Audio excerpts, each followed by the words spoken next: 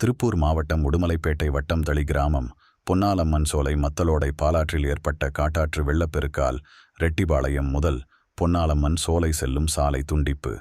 பொதுமக்கள் மிகுந்த அவதி. அரசுக்கு பலமுறை கோரிக்கை விடுத்தும் மழைக்காலங்களில் இந்த சாலையை பயன்படுத்த முடியாத நிலையில் உள்ளது. புதிய தார் சாலை அமைத்தும் பலனில்லாமல் உள்ளது. எனவே அரசு உரிய நடவடிக்கை எடுத்து தரைப்பாலமாவது அமைத்துக் கொடுத்தால் இப்பொழுது மக்களுக்கு மிகவும் பலனுள்ளதாக இருக்கும். நியூ திருச்சி டைம்ஸ் செய்திகளுக்காக உடுமலை ஜேசுதாஸ்.